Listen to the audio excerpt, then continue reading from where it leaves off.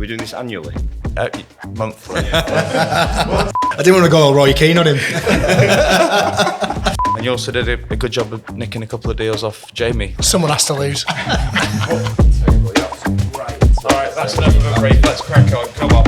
So guys, just saying I have to leave. Will you stop talking? I have to. What are you doing? Well, my son's got a ski lesson and I have to be there. We're delighted to kick off our year with two of Manchester's greatest agents.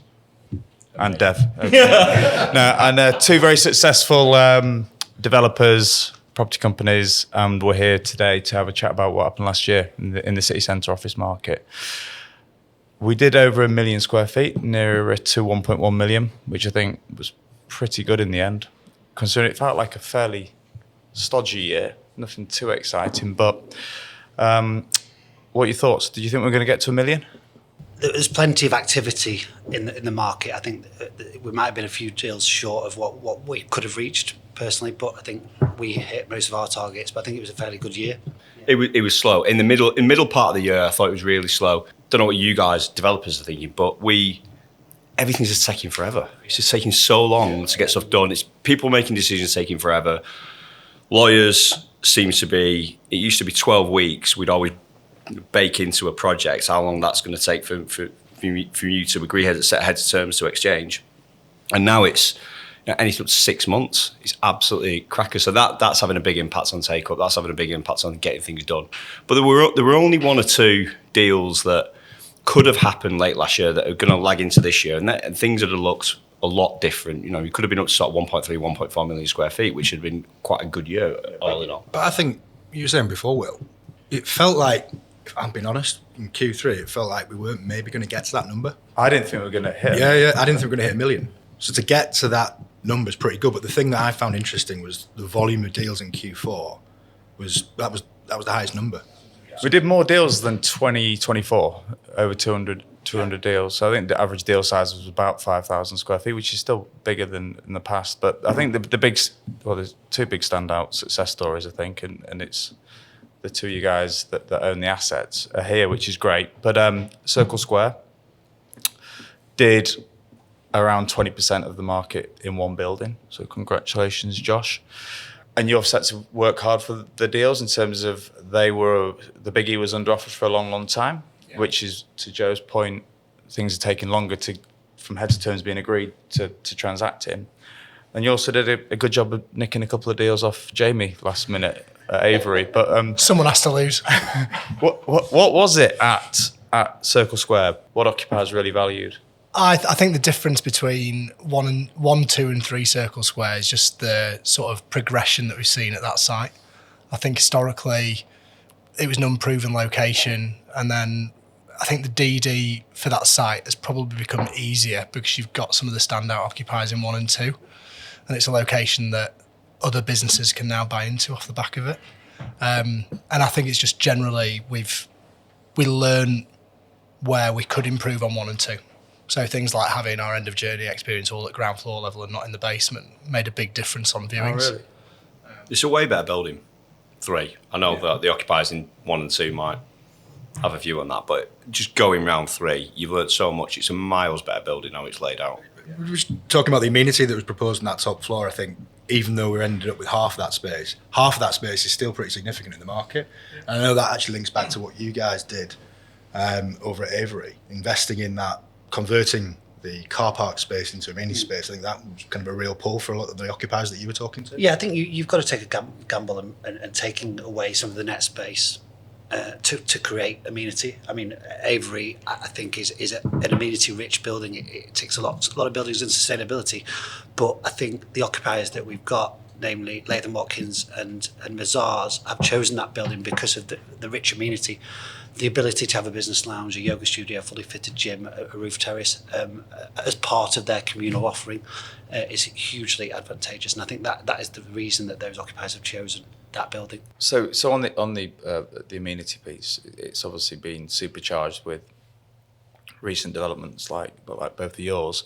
What out of those amenity sort of inventory do you think occupiers value most?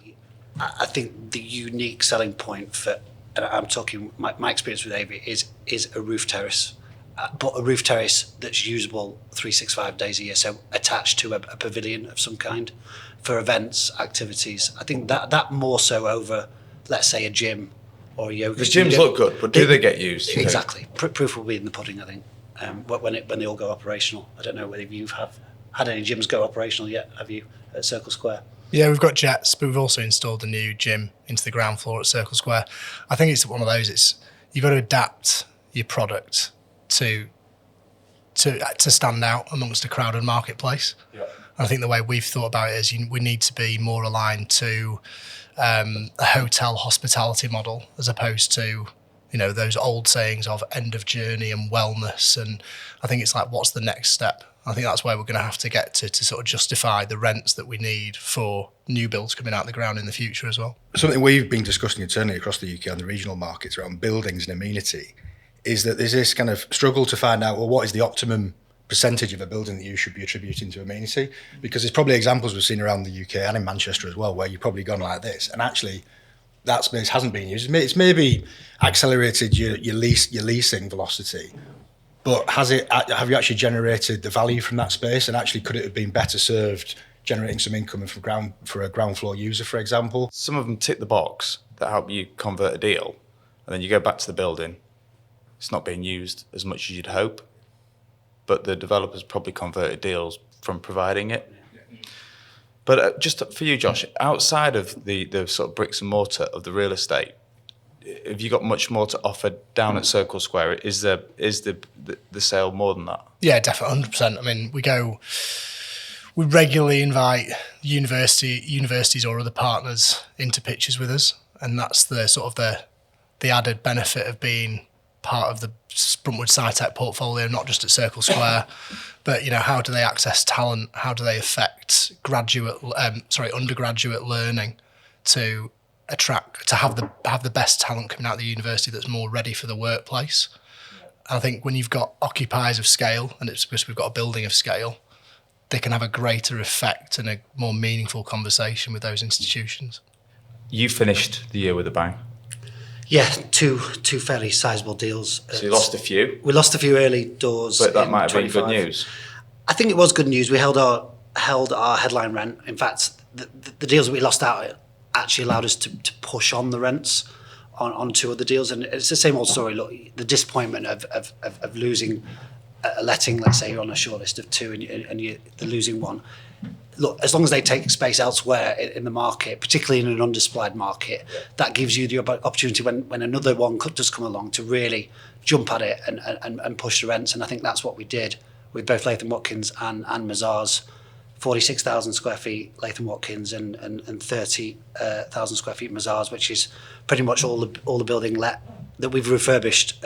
We have got phase 2, which we're just about to start on of the lower floors. Which You're going to spec that? We're going to spec that, yeah. Yeah, the lower floors. They didn't form part of the original contract because DWP was still in occupation, but we always thought that they were going to leave. But you provide gyms, wellness, breakouts. Yeah, we've got everything: fully fitted gym, yoga studio, showers, business lounge, auditorium space, and a roof terrace with a pavilion on top of the roof terrace as well. And I think, like I said earlier, that's you finish the viewing on a roof terrace looking south over the Manchester Town Hall. When the sun is out, it's a great viewing experience. You bagged two other big professional services businesses. You got lots of the tech. It's interesting to still see these occupiers cluster. Where do you think that sets us up for taking rents during the course of 2026? I remember when I came into the market, 38.50 was big rent, and we did that with Grant Thornton at Landmark, and which is not that long ago. And now, realistically, you're going to have to be in the mid 50 to 66 pounds a square foot to get something to stack, to get something to be built speculatively. And even then, with a big pre-let, there's going to be risks associated with that in terms of, can a building actually be built, and who's going to sign a build contract to that level. I think, this is gut feel, we're working on multiple stuff together at the moment. I think we'll be mid-50s this year, possibly a tad more. I 100% think we'll break £55 per square foot during 26. Yeah, agreed. Again, I've said this before, Manchester, I think, is an under-rented city. when you think about the unis, the airports, the connectivity, everything that we've got here, and when you compare it against Brum and Scotland, they seem to be edging ahead of us. And now I think that's been a bit of a supply and demand issue as well, because we've had big schemes, big campus schemes that have all been developed at the same time, and everyone's been competing. So therefore, that's suppressed the rents, that's suppressed the incentive levels. That's going away now. So we're going to see, in my view, a big jump from where we're at 45 to sort of 55 plus by year end. I'd agree with you, Joe. And I think that point around those other markets, we kind of get beaten over the head by colleagues in Bristol and Edinburgh with where their rents have been moving to. Yeah. But they're different markets and they're tighter markets, and the supply's been tighter there. But we haven't seen that in Manchester because we've had a really good pipeline. Yeah. And clearly with the kind of challenging dynamics around delivery, we're going to start to see that tighten, and therefore that's going to have the effect on rents. It's going to happen. And look, myself and I imagine Josh as well, we do the appraisals, and the rents need to be at that level. I think we've all got comfortable with probably construction costs at around 300 quid a square foot now. Yeah. But even at that level, and arguably yields between 6.5%, the rents still need to be at 55 quid a square foot. I think we'll see yields be the end of the year and maybe early next, but I do think we'll start seeing some yield compression. Yeah. In terms of pipeline, what do you think are the schemes to keep a close eye on during this year? I mean, from my perspective, obviously working alongside M&G, we are now fully engaged to try and deliver 50 Fountain Street, where we've had the old Hill Dix. The old Hill Dix building. It's a small building, but it's a very prime building, sat right in the centre of the core. It's 55,000 square feet. I think it would ideally suit a self-contained occupier, but we will do multiple floors, and I think a programme start on site in November this year. Yeah, I think on a refurb perspective, building we're working on together, Rylands, you can't ignore that. The size of it, scale of it, significance of it. It's a landmark building in the... Even though it's a competitor, I can't wait to see Rylands. I think it'd be special. It is. Yeah, there's nothing like it. Yeah, it has to be, I think, to make it work. Yes. Yeah, 100%. Big floor plates, lots of space, and a perfect location for businesses that are employing lots of people and young people. Yeah, it's got the Northern Quarter one side of it. It's got all the amenity of Piccadilly Market Street on its front door. So Domus are flying through the refurb. Yeah. It's pretty impressive when you go on site. How are you finding getting people around it? Because I'd imagine it's a bit of a tight site to get around to get people. It should be a nightmare to get around, but Domus, to be fair, have been fantastic, haven't they? And it is such a clean site for the scale of it and the amount of work that's going on. The other thing to kind of talk to that is the scale of it. It's 305,000 square feet. It's a scheme in itself. It's one building, but arguably, if you look, some schemes that developed around the city have kind of small. And that's the good thing about, whilst we would all like new build kit all the time, that's the good thing about this period of time where you're going to see assets like that. Kendall's. Refurb's a really important part. Massive. Seeing them sat there, not really doing much, isn't great. So if we can plug that gap for this period of time, and then the new builds then can kick in sort of 28, 29, 30 plus, it's not a bad thing at all. It's a good thing. Yeah. Josh, plans for you? We've got Green Haze, which is a lab building, but that's going to be PC in June. We've obviously got outline consent for the first new build at Sister. There's two buildings connected, which about 500 net, and we're just working through that feasibility. What's valuation impact if it's a single asset versus two twin buildings? Manchester one, another one we'll get on site with this year, which would be like overdue in my view. Really iconic high building on Portland Street. Pall Mall's open. That's going really well. Yeah. Really, I mean, it's great because that's an easy location for us to sell. A bit like Avery, like it's a good location. Have you overdone the flex in there or not? Everyone was saying that all the conventionals been let. Yeah, bar one, yeah. which we've got interest in. Yeah, I don't know about overdoing it. I think those lower floors were always a challenge because you've got that split core and you've got the access through there, and I think therefore it lends itself more to service, which is I think like other developers couldn't get their head around it when they've looked at it historically. You probably de-risked it when you looked at it initially. Of course we do. But actually it's gone that well. And we do, and like any service provider, we assume a certain period to let up service space because we recognise that people want to make quick decisions. So I don't think it's overdone. I think we always assumed it'd take a certain period of time. It's a great building to be done for the city. Ever since I've started in Manchester, no one ever spent a penny on it. And it's obviously a listed building. It's a big old lump in an important location. So fair play for getting through it. And I think the core's always maintained its sort of appeal, really. I mean, obviously Spinningfields was very successful, but I think some occupiers, and I'm talking about the two in particular that have gone to Avery, do prefer being in the core, and I think that's a good sign for Manchester. That Don't start slagging Spinningfields off. No, I'm not. No. He's after Circle Square first. And Joe, what you got your eye on this year? Working on an exciting scheme called the Met, which is Manchester's biggest building. It's occupied by RBS, NatWest. They vacated, so there's we've got a new entrant to the market who've purchased that, and there's a big refurb job ongoing there. So that is, how big is it in totality, square feet? We're working on. It's about 300,000 square foot net of office, but maybe 40,000 square feet of amenity. I mean, it's going to be supercharged with amenity. It is a ground floor flex. They're calling it the Met because they want it to be a metropolitan. It needs to be. It's going to be thought of like a city. So that's really, really exciting. And it's in Spinningfields, which is a great part of town, Jamie. No, I said fantastic.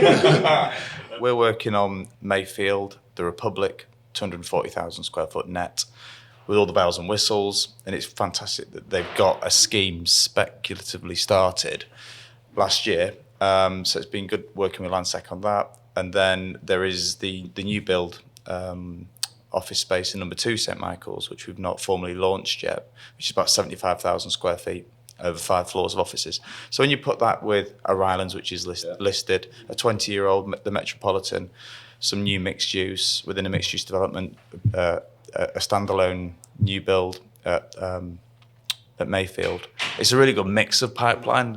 They're all a bit different locations and different styles. Mayfield, I think, is going to be a really, really interesting scheme. You exit the train station where the taxi rank is. Yeah. That's going to be the interesting bit for the city, not just for the scheme itself. Bigger than just the scheme. Amazing, itself. The threshold works as it's referred to. The fact that they've been funded and are on site now, and I was up there the other day, and they're really cracking on. Is a game changer for it because it's not the public realm in the park is stunning, but getting there is going to be of equal quality now as well. So you're on the doorstep of Piccadilly train station is fantastic to have a new build coming through. But one big thing I've got my views on, but wanted to throw it over to you is, since COVID, every single month it felt like a new accreditation or a badge came out for ESG, which we all stuffed all over our hoardings and marketing brochures. I don't think anyone quite knew what they all did or meant, but do you think the ESG story is beginning to settle down and that we've had this period of time now where we know what occupiers really value? I feel like the actually kind of operational carbon side of things, which a lot of these badges relate to, it feels like it's run its course and there's a standard that just is achieved. I feel like BREEAM is at the moment, and BREEAM are going to be bringing out their own accreditation soon. I'm told around kind of energy in operation, which is going to be interesting. I just feel that the fact that any new build, refurbishment, or new build, you'd be looking to, it would be electrified anyway. So it's interesting going back to Rylands, that actually I feel from our perspective, speaking to corporate occupiers, that potentially it feels like that kind of focus will turn to the embodied and looking at the recycling of buildings, especially where maybe new builds aren't coming forward. Pre-COVID, no one was really talking about sustainability. And then all of a sudden, post-COVID, we did a deal with Hilti at Circle Square. And it went from not being bothered at all on the scoring list to number 1, literally overnight. And we're not really being asked by our occupiers now, it has to have that, it has to have that, and it has to have that. It's more of a minimum. It's an assumption that it's got EPCA, all electric. And if as a corporate there are certain objectives that they need to meet corporately, then they will ask the question. But generally, it feels like we went really hard one way. I think you've summarised those, and we've just landed in the middle now, and that's the sensible. But if you say what minimum EPCB minimum, ideally A, all electric, and BREEAM.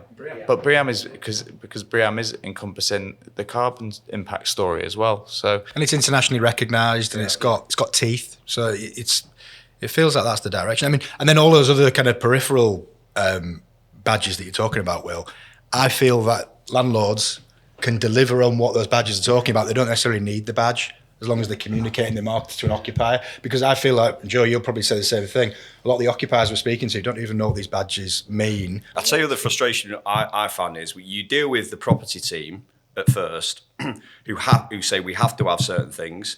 Then it gets handed over to the delivery teams to actually fit the space out, and all of that just goes out the window, and they just install something that's not energy efficient, that isn't in alignment with the sustainability standards that they want, and we just feel like we've wasted quite a lot of time on that, and it happens frequently. I think on sustainability, we've got a moral obligation as an industry, though, to try and minimise our embodied carbon and our operational carbon. And I think we should be trying to minimise it as far as possible. I think the badge becomes a little bit irrelevant because people can't explain it in very simple terms. But I think if you've got simple stats that you can draw on, a better way of measuring it. So we're measuring embodied carbon and we're measuring operationally what we're using in the building. I think that gets people comfortable. And I think if there are, I've used it in my pitch at Circle Square, where we did put some columns on this floor plate, which you wouldn't have done 15, 20 years ago, but that saves 1,000 tons of embodied carbon because we're reducing the amount of concrete, which is one of the world's largest emitters. Those days it was all saying column free. At least they're long gone, aren't they? It's box ticking now, rather than, I think, going into the detail for a lot of occupiers. Perhaps not so for investors. I think investors have a different view on it, and I think their view is stronger. There was just so many different micro ways of analysing it and recording it that if there are 3 certifications, it's much better than trying to box tick for the sake of it 12. And I don't think anyone is underselling it. Any schemes that have come forward recently? No. And I think other supplementary badges you can get, whether that's for wellness or connectivity. Provided, the ones I don't understand. I don't understand. Yeah. Provided even if, I've got the list and I compare it to my platinum score, and I can say, well, we achieved 12 out of 13. That one there isn't really relevant for most occupiers anyway, so that's why we've not got the score. It tends to satisfy most people who do specify those accreditations. The pipeline's been tight due to viability, but at the end of last year, there was the announcement of this Good Growth Fund, Andy Burnham's GMCA. So it'd be really interesting to see what this unlocks. What do you think? I think, look, it's needed, it's required. Sort of public sector funding is a good way of bridging some of the gaps in these viability. Which shows how hard it is for Manchester offices to need support. Yeah. Shows just, rents have been great, rental growth's been there. The problem is we can talk about we should be achieving 55. We've not done it yet, so you can't underwrite off that. You can't get the funding off that. Commercial funding. And you can't underwrite off a 5.5% or 5% yield when there hasn't been any evidence, even at 6.5%. Yeah, for 6 years now. It's a really forward-thinking initiative, and the city has. Have you got to go, Jamie? Yeah, I've got to go. I'm taking my son for his first ski lesson. Jamie, thanks for joining us. I appreciate that. Cheers, Jamie. See you later.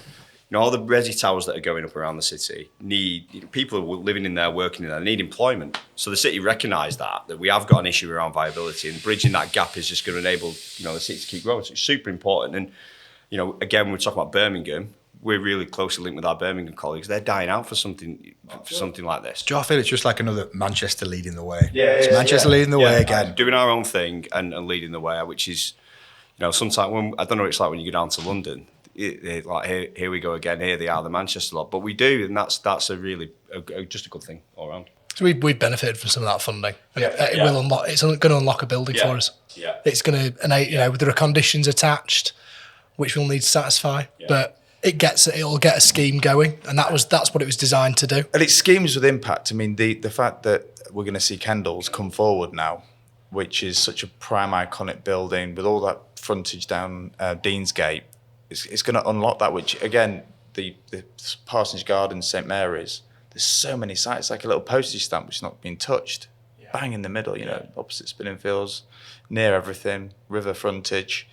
And I think one scheme's going to unlock more. Yeah. So moving on to sort of more of the micro market, which is more the heartbeat, there's still 80% of the deals that are done are sub 5,000 square feet, so we can't ignore the heartbeat of the leasing market.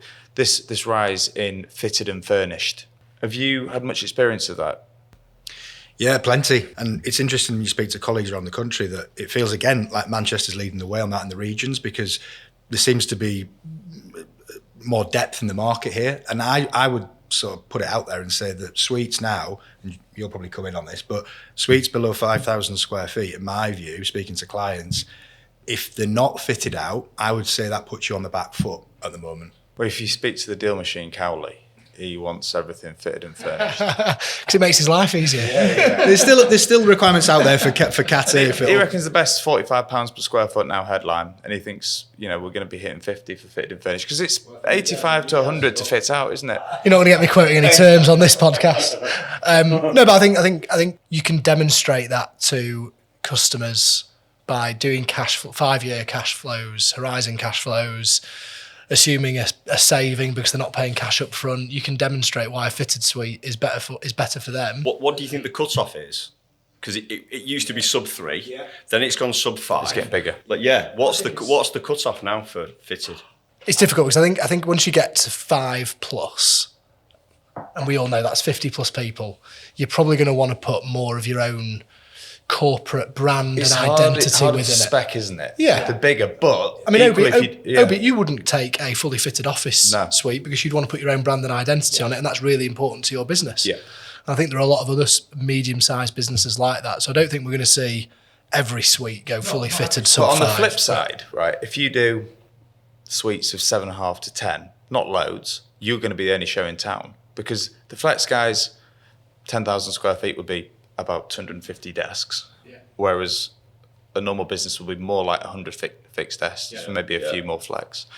But there are increasingly numbers of inquiries coming through for nearer 10,000 that want to have it capex light. So those brave enough to go quite big, it's harder to pick, like to Josh's point, to select how many meeting rooms, the size of meeting rooms, the holding areas, the type of desks even. But you will stand out with very little competition if you're brave on the big side.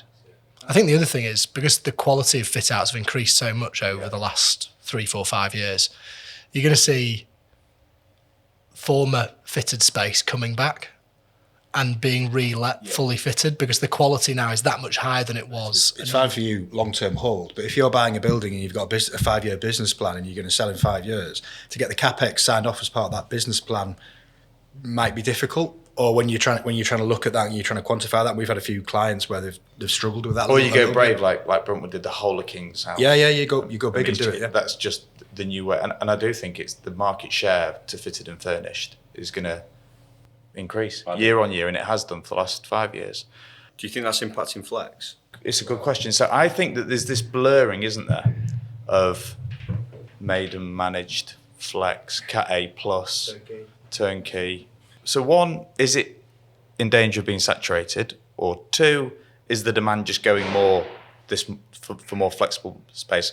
My view is that we are certainly going to get a two-tier market in the flex world, where the operators that haven't spent a penny on their spaces for the last 5 years are going to fall way behind these new entrants, or like people like Bruntwood that are doing it themselves in places like Pall Mall, because people seem to want to pay for the best space. And there's always, it's felt like a new space opening up every 6 months. So when your 12-month term comes to an end, you haven't really got that loyalty because you're not fit the space out. It's not your home. So you'll just go to the next one and the next one and the next one. So that, you're absolutely right. I think there will be that two-tier market where you will get some brand loyalty with the likes of Gilbanks, for example. Really high quality kit. Super professional. You're more likely to get someone renewing there. You know what you're going to get. Whereas a lot of the others that haven't invested, you're absolutely right, will just bounce around and move on to the next one. But you guys are in it for the long haul, so it's slightly different for you. Yeah, of course. But there's still a differentiation as well between true flex and fitted and furnished. We're not doing 12-month deals on our fully fitted and furnished, whatever we're calling it. We're still insisting on minimum 3-5 year terms. Yeah, one's a lease, one's a license. Exactly. So there is still a place for the flex workplace. I think there probably is a few more people looking at those fully fitted suites and going, well, I can actually generate a cost saving. Like you said, the fit outs are so good. Why would you want to take a 3-year lease on somewhere and spend 2.5 years rent on a fit out that you might leave after 3 years? So the flex operators are still knocking on the door, aren't there? There's still more that want to come, but there must be some casualties at the bottom end. I think there will be, Will. It feels like there is. If it just out there and just seeing where the market's at and seeing some of the proposals that have come through to the guys in our team, the levels of desk rates, but it's at that And I think that two-tier part of the market is already here. It's here. And when you talk about Gilbanks and you're talking about you guys, there's an element of service there as well that some of those others don't provide. And when you're an occupier, you're going in, you've got a really great experience, whereas the others provide some flex space and it serves a purpose and it's cheap. Do you think that having a flex operator in 15 to 20% of a building helps you lease it and market it on the conventional space? I do. I think when we've done presentations on St Michael's, I think that really helped on the presentation. I think it does two things. It gives an occupier a bit of breathing space if they want to utilise that as an additional amenity within the building. I also, from a leasing perspective, I think having done a deal early doors is really important for your building. And even though it's a flex deal, it's not a traditional institutional lease, that momentum is key. And if you get momentum early doors, your leasing velocity will improve. You were repping Rolls-Royce. Yeah. 11 York Street. Yeah, big thing was the flex. Yeah. Yeah. I mean, that was right in the middle of COVID as well. So they were really struggling to size who's coming in, how many days are we in. That was 21, I think that was. So flex was really important. Again, Grant Thornton at Landmark as well, with Industrious below. That was really important to them as well. So I was going to say, Joe, I actually think Landmark's a really good example because so we acquired Allianz, Starling Bank, and Vanguard, and all three of those, Industrious was a key part of the decision. They were the landing process. space. Yeah. Well, they came in and landed there, but then also I thought that was just because your agents on both sides. I'm off. Cool. I didn't want to go all Roy Keane on him. Yeah, there isn't that, but the question is, well, what is that percentage? What percentage do you think? And I think it's probably on a case-by-case basis. Maybe. I think keep it below 20%.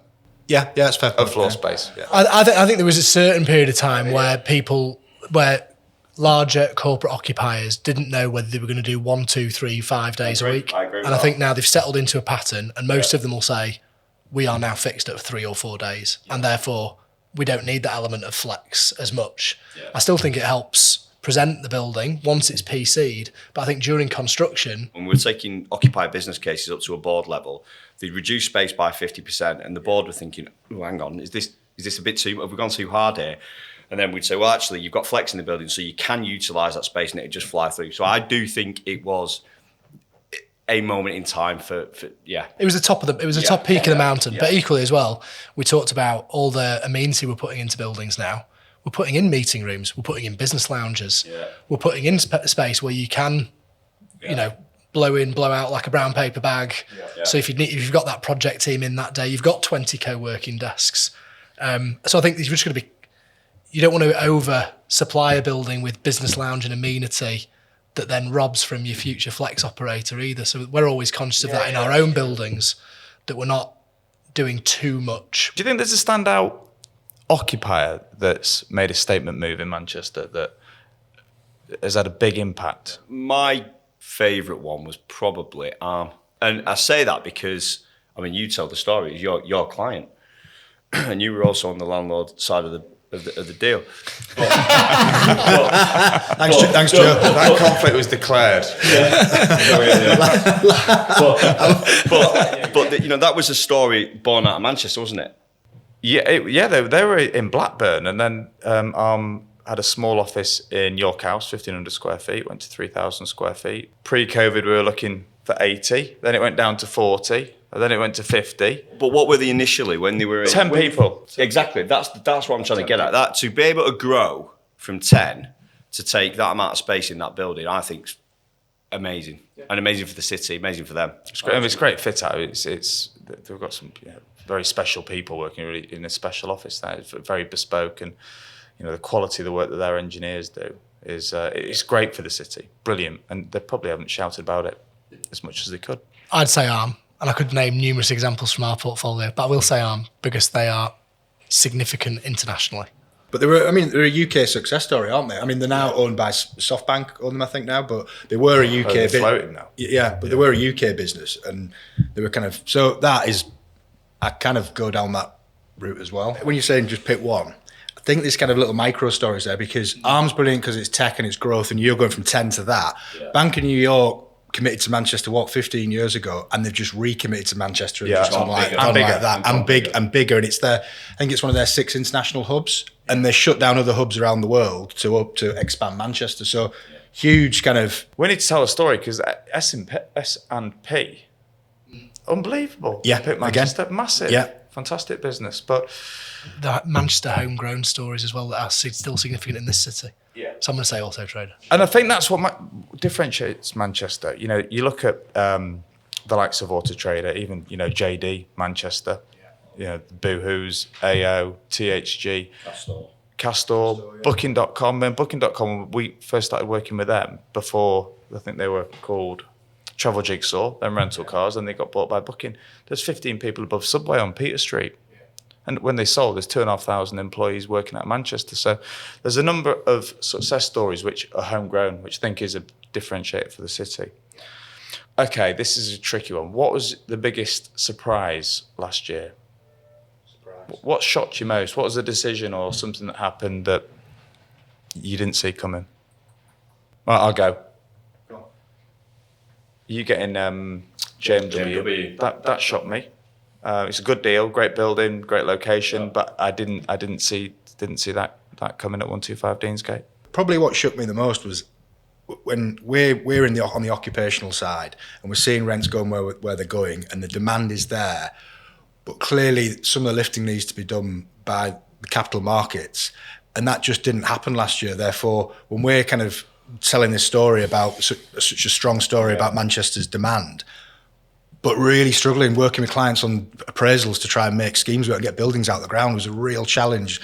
But it feels like we've moved on from that, and this year, hopefully, as they probably work together on the occupational and the capital market side to hopefully deliver some more product in the city.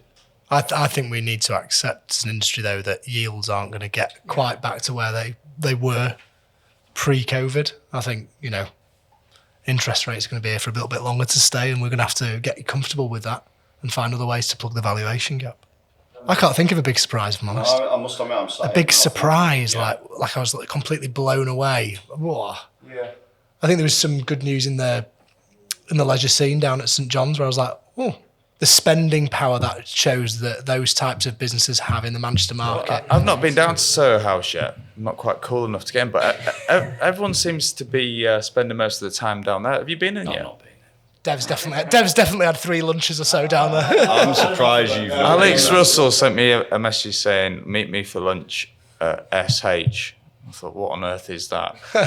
But yeah, the announcements of Nobu Hotels, obviously W Hotels, the Brit Awards. It's going to be here this year. Court Live, isn't it? Court Live, yeah. It's going to be, I do think we are now a global city, And then when you look at what's happening north of the city with Man City, everything that's going on up there, obviously, like you said, the Brits, plans down the other part of town. We are, I think when you'll come across it a lot, Dev, when you're dealing with global occupiers, they think of our city as actually a massive, massive city because you've got these 2 superpower football clubs there, and actually it's quite small, but we are now seen on that stage. a lot of good stuff happened last year, actually. And I think this time next year when we're doing this, we'll have had another good year. Are we doing this annually? Monthly. No, once a year. Once a How year. many excuses can Jamie get in? I think we turned a corner and we're just on the road to recovery now. My view is it won't be quick, it won't be easy, but next year I think we'll be motoring. I think anecdotally, the city just feels busy. And the other thing, if you come in on a weekend, on a Saturday and a Sunday, that feels like a world city. It feels like it's really busy, as opposed to other cities perhaps where they're not quite at that level. Just finishing off with some transfer news. So Harry Skinner to Bruntwood. Undisclosed fee. Dan Lewis Cannings to Cushman's. Luke Fairbank, internal relocation. Too clever for us. Were you trying to get this in as breaking news? I know what's coming next. With a big smirk on his face. Hancock to OBI. Hancock to OBI. Yeah. It's all going on, isn't it? From Bruntwood, for those that don't know. No, he's a good lad, isn't he? He's all right. So everyone's view is 2026 predictions, more of the same, slightly better. Slightly better. Hopefully deals will get quicker. Speed and rents, that's what we want. Higher rents, which I think we'll get. I do feel that speed will come because of the tightening of the market, and landlords will be wanting to kind of drive things forward and get decisions from occupiers. Would that be fair, Josh? We're trying. It's how the message gets put across. I think it's going to be a tough year. I genuinely do. I think we've not pushed on from 2024 through 25, and I think I'm not convinced that we're going to see this green growth and we're going to get to that 1.4 this year. I don't think we ever go back there, to be fair. I think if we hit 1.1 million every year for the next 10 years, I'd be delighted. But what is happening 100%. is the proportion of that allocated to prime space is increasing. Oh, it's huge. Increasing. It's huge now. And now over 50% of the space is over £35 a foot. I think 2 years ago, it was sub 20% was achieving over 35. So the rental growth story is real. I think it's going to be a structural change in 26, which everyone will be delighted with. And I think take-up it won't be easy, but there's a lot of demand, which again is a great start for the city. On behalf of OBI, guys, thanks very much and all the best for this year. Thank you. Yeah, thanks, Cheers, Will. Will. Thanks. Did you get that? Do you want us to do it again?